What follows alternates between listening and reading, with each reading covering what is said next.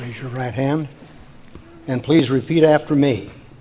I, J. Michael Houston, I, J. Michael Houston, do solemnly swear that I will support the Constitution of the United States Constitution of the United States and the Constitution of the State of Illinois, and the Constitution of the State of Illinois, and that I will faithfully discharge the duties of the office of Mayor of the City of Springfield according to the best of my ability, so help me God. So help me God.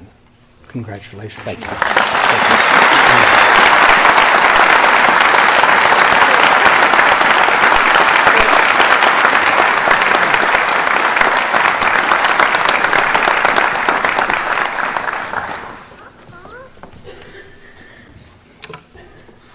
What, Josephine?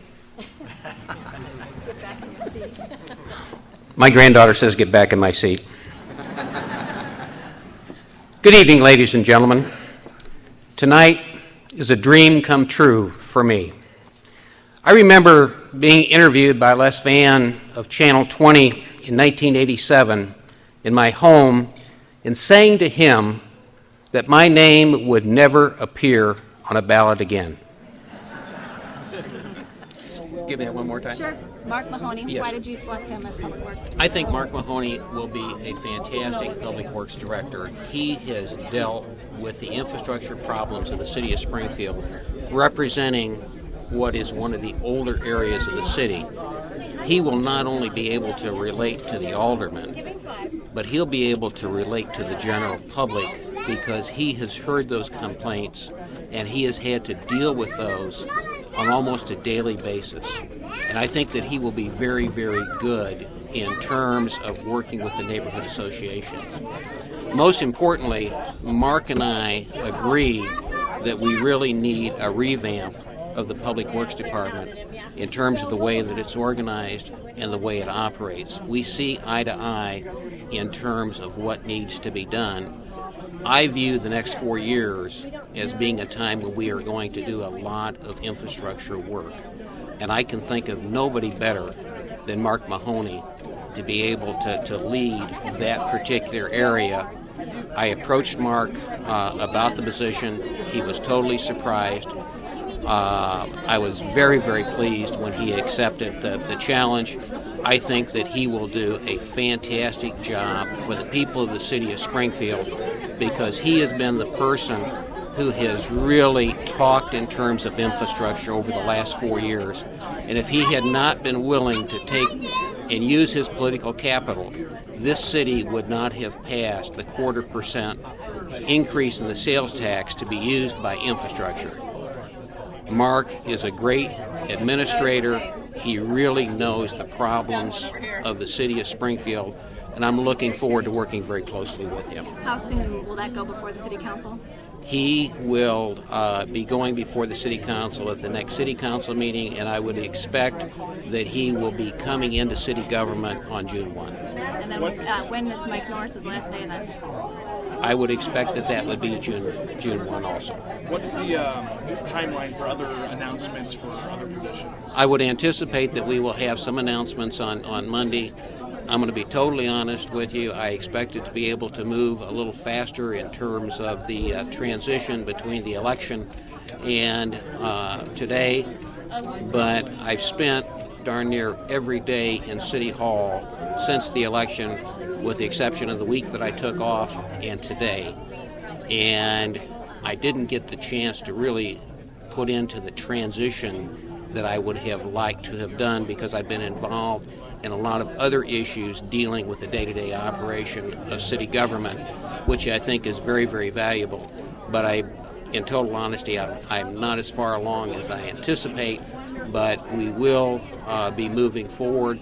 I expect that we will have a very smooth transition, and I'm really glad that tonight is over and that we can really start work tomorrow morning in terms of changing city government, and there is going to be change in city government.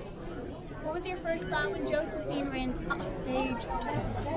That's my granddaughter, and she's having a good time. And actually, I was just totally amazed at the church today. She was just absolutely perfect. and she was really very good tonight. This can be a very, very long day. She lives in St. Louis, and so she had the car ride down. She's totally off her schedule, but I absolutely love her. And it's my only grandchild. What's on the agenda for tomorrow morning? Tomorrow morning, we start with a meeting at the Urban League. The Comcast employees for the last 10 years have done a service day, and so they will be over there. We will be talking to them. From there, we go to City Hall, and I have a series of meetings set up by the hour. To the rumor of changes in the hierarchy of the fire department? You will hear more on Monday. Is it usual that you'll be working on weekends? I worked on weekends when I was in office before. I would anticipate that we will be working a certain amount of weekends. It is not a practice that I necessarily want to do 52 weeks a year.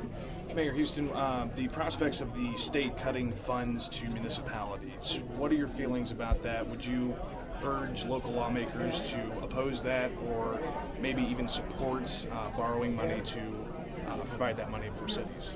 There is a meeting that's been set up at 10 o'clock Monday morning with Senator Bomke, myself, as well as some of the mayors from the other communities around the city of Springfield within Senator Bomke's district are going to be meeting with him to discuss the need for a continuation of state funding. And by doing that state funding, would you support borrowing money? There is a plan that has been put together that calls for the borrowing of funds and the repayment within a 4-year period as opposed to a longer period of time.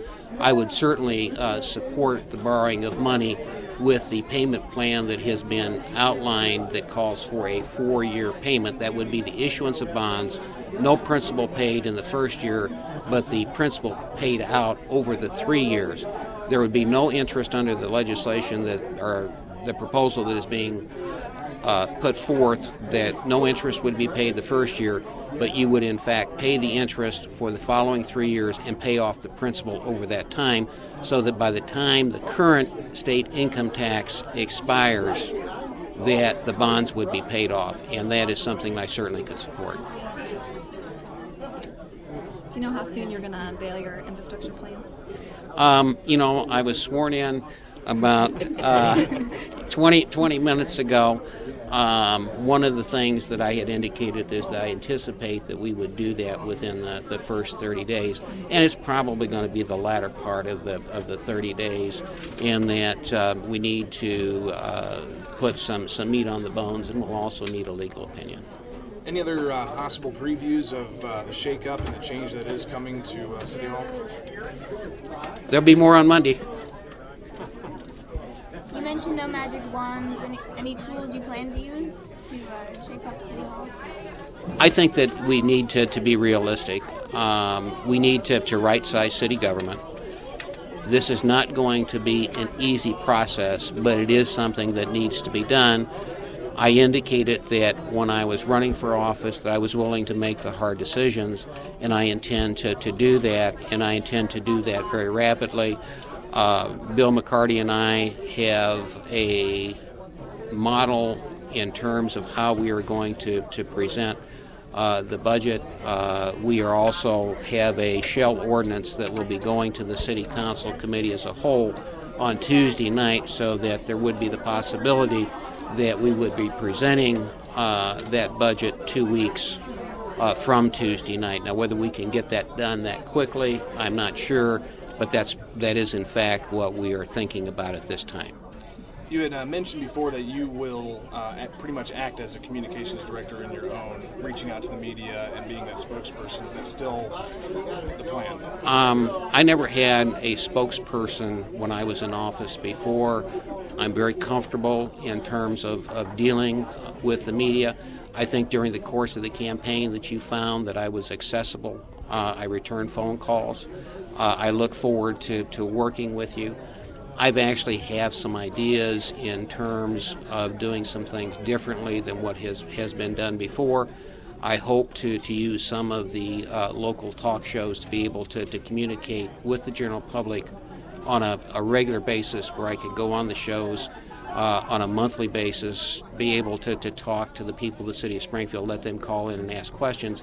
I also intend to set up a couple-hour period once a month, whereas anybody who may want to talk to the mayor could come in, get 10 minutes to talk to the mayor at a time that would be convenient, say about 5 to 7, without any type of appointment. And then, depending upon what they might have, and depending upon how busy we are, we would then make a determination as to whether this would be something that I would follow up with or that staff would follow up. But again, just to have the ability not only to talk to the press, but also to talk to the people of the city of Springfield, to get their input, not just to talk to them, but to hear from them, to hear what their concerns are. So does that mean that you will get rid of the current spokesperson? That doesn't. We will not have an official spokesperson. That doesn't mean that there will be less bodies, because in Ernie's case, he has been the official spokesperson, but he also has a full-time job within the city and other duties, and those duties have to be fulfilled. Mayor Houston, I stepped in a little bit late, but your first order of business, you're starting tomorrow? Mm-hmm. And what are you tackling first? I will be meeting with people tomorrow, and this will be dealing basically with our transition in terms of getting input and beginning to move forward. This is not your first inauguration ceremony. How is it's the third one. The third one. So tell me how they've changed, how they've been different. Well, the first two were done in the City Council chamber. In fact, my wife pulled out a program from the 1983 inauguration, which would be totally different than what we went through tonight. I think tonight has been a very, very nice evening. I think that one of the things that we need to keep in mind is that we have elected 13 people. That includes myself, a city clerk, a city treasurer, and 10 aldermen, and that we really need to come together and work as a team if we are going to really solve the challenges that face our community. You said the budget's not the biggest challenge. What are some of the other challenges you plan to point out? I think that if we deal with the racial divide that we have within this community, that is in fact one of the biggest problems that the community as a whole faces. Now, a lot of people may not look at that as being the biggest problem, but I think that when you deal with the general public and you have a segment of the community that feels that they may not be being treated equal, it is a major problem. And whether it's real or perception, if you have the perception, it is real to the person that has the perception. Certainly as we deal with our infrastructure problems, that is something that everyone in the community can relate to, and that is something that we intend to tackle. Just one more question. Did you ever see yourself here again, doing this again, surrounded by media asking you questions about the city of Springfield? 2 years ago, the answer would have been no. Since then, I hoped. And again, this was a dream to be able to serve again.